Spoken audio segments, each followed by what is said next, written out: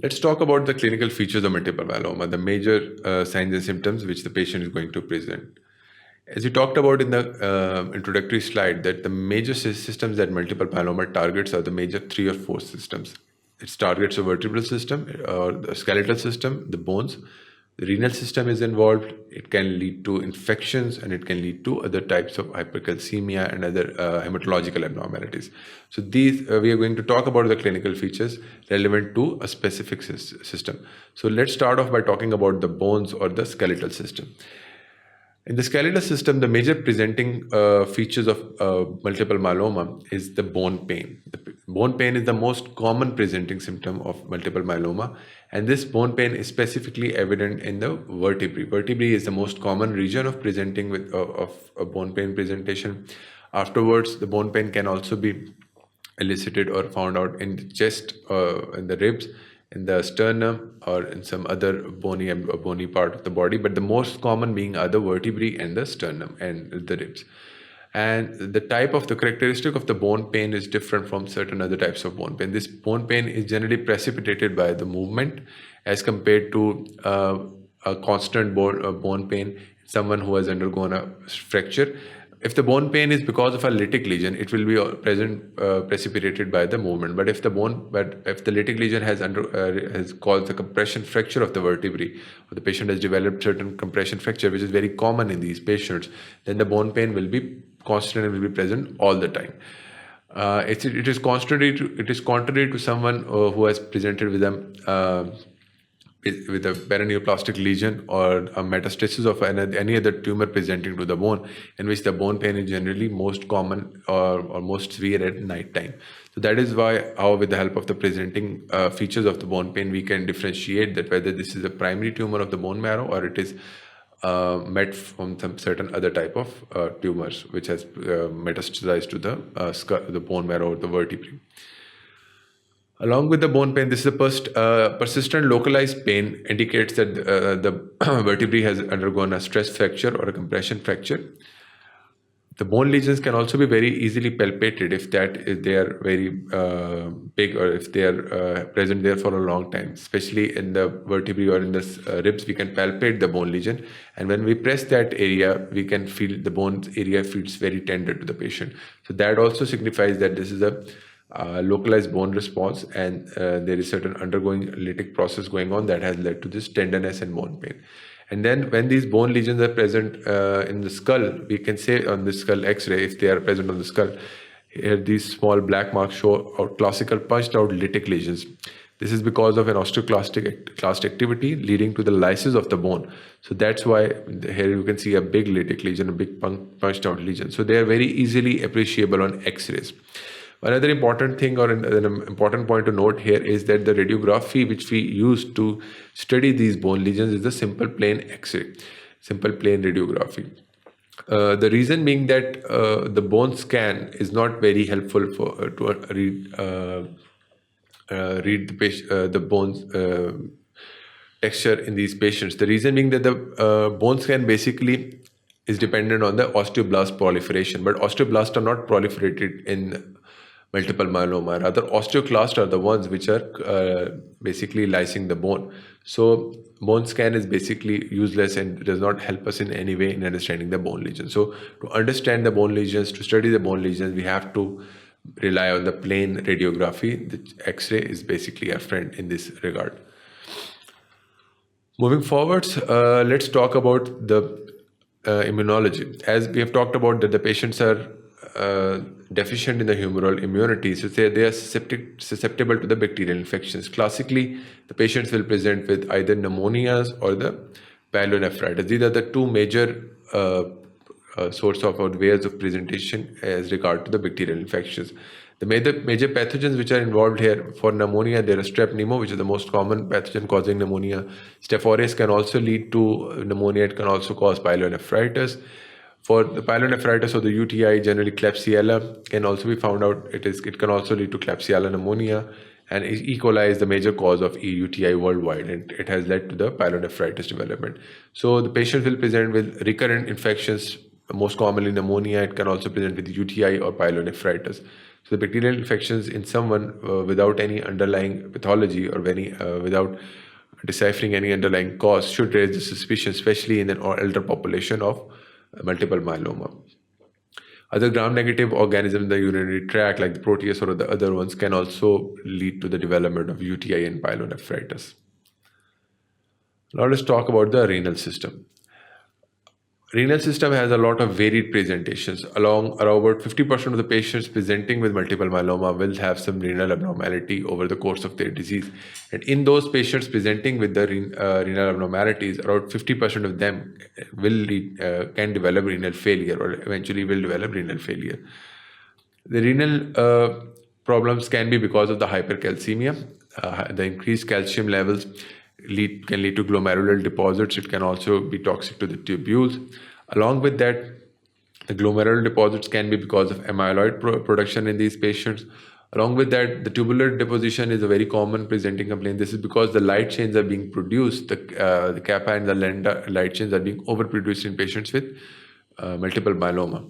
And these are classically described as the Benz-Jones proteins. So when they are produced in a normal quantity in a normal patient, the kidney can take care of them and basically excrete them out of the body. But when they are being overproduced in someone who has a malignancy, it overwhelms the ability of the renal tubules to absorb them, and most of them are then excreted in the urine, which we can basically helps us in identifying the disease with the help of our urinary fixation studies, immunofixation, or the UPEP studies.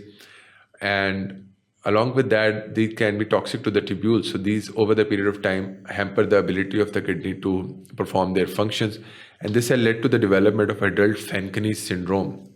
As you know, that it is a renal tubular acidosis type of disease. It's a type 2 of renal acidosis, which is a proximal disease in which the proximal convoluted tubule is majorly affected. And this is because those Benz-Jones proteins and the hypercalcemia, it basically destroys the proximal convoluted tubule. And the proximal convoluted tubule, as you know, it basically absorbs 2/3 of everything. So the ability of the proximal convoluted tubule to reabsorb glucose, amino acids, and other useful structures, that is being hampered, and we have an increased production of glucose and amino acids and other types of useful stuff like phosphate in the urine. So that has led to the development of adult Fanconi syndrome. And this is because of the damage to the tubule, generally because of the small or the light chains of the immunoglobulins. Proteinuria in the form of light chains, proteins is generally evident. Albumin is not very commonly, the proteinuria is basically selective because of the light chains, because albumin is being filtered by the glomerulus most of the time. So albumin is only found in the urine in patients with multiple myeloma whenever we have some glomerular damage. For example, if the glomerular deposition is present because of amyloidosis, or the hypercalcemia has led to the metastatic calcification of the glomeruli and hampered the ability of the glomeruli to perform the filtration process. In that scenario, we will have the albumin along with the other proteins in the urine, and then it will be termed as a non-selective proteinuria. So albuminuria will be present only when we have a patient in which there is glomerular damage, and it signifies the glomerular damage. And it also, that albumin presenting in the urine also gives us a good prognostic index or a prognostic indicator of the disease progression in these patients. Moving onwards, let's talk about the hematological presentations. The most common presentation in the hematological system is a normocytic normochromic anemia with a normal MCV, which is generally 80 to 100 femtoliters. The patient can have a mild hemolysis. In certain rare patients, because of the nutritional deficiency and the cell overproduction, if the B12 and folate can get depleted, and the patient can have a complaint of a megaloblastic anemia.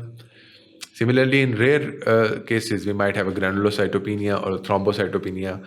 Platelet destruction can take place, especially if it's a hemolytic episode. Clotting abnormalities are generally evident because of an increase in the antibodies, and it interferes the interaction of the platelets and the clotting factors with the basement membrane or the endothelium. And also because of the amyloid present, it also interferes with the interaction, and that leads to clotting abnormalities. It leads to an increase in the bleeding time or increase in the PT, APTT. It also can lead to epistaxis or small bleeding episodes. Rarely, or if we have the IgM antibody as the major culprit in multiple myeloma, the patient instead of having clotting abnormalities can have thrombotic episodes. This is because IgM leads to hyperviscosity because it's a big molecule. So if we have a patient with IgM presenting multiple myeloma, they are prone to developing the hyperviscosity syndrome, which can lead to deep vein thrombosis. It can also lead to Raynaud's phenomena, especially if we have the cryoglobulins. Raynaud's phenomena, as you know, that in the cold, the finger digits can become blue because of the cryoglobulins, they get precipitated. This is majorly a symptom of Waldenstone microglobulinemia, but it can also be present in someone with IgM variant of the multiple myeloma. And finally, these are all because of the hyperviscosity, the last 3 points, DVT and the Raynaud's phenomena. The other ones are the ones which are commonly presented in someone who has a general presentation. Let's talk about the neurological signs and symptoms. The major thing that has led to the development of the neurological complaints in these patients is the hypercalcemia. As you know, that an increased calcium level can lead to a lot of neurological abnormalities. Specifically, it can lead to lethargy, muscle weakness. It can lead to depression as well. The patient can also present to us with delirium or confusion. Along with that, if the patient also have hyperviscosity syndromes like the IgM is the antibody which is being secreted in excess, then that IgM can lead to hyperviscosity, and it can lead to thrombotic episodes in the various arteries of the neurological system. So this has all the same classical signs and symptoms of someone who has a Waldenstone microglobulinemia, like the headache, fatigue, shortness of breath if it involves the pulmonary arteries. The patient can have visual disturbances if it involves the retinal arteries. Ataxia can be present if the cerebellum is involved. Vertigo can be present if the mid-inner ear or the higher cerebral centers are involved. The patient can also develop retinopathy and somnolence. So these symptoms overlap, and then we have to look or investigate that whether the hypercalcemia is the culprit which is causing them, or it is because of the hyperviscosity syndromes. Eventually, the patient can also develop coma if these are not treated in time. The bony damage and collapse, especially if there is a fracture of the vertebrae and they collapse together, it can lead to cord compression.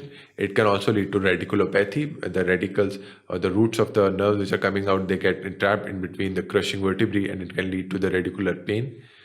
So the patient can eventually develop loss of bowel and bladder control if it goes on in the lower limbs, or if it goes on in the lumbar area, or if it involves the areas which control these reflexes.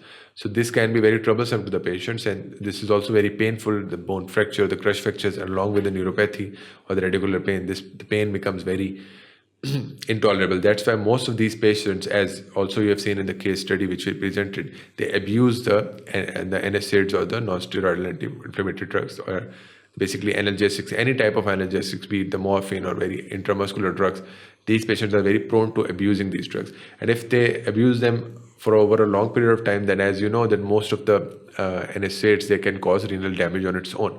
So it can precipitate a vicious cycle in which the drug treatment which you are using to get rid of the pain is basically leading to the further deterioration of your renal system.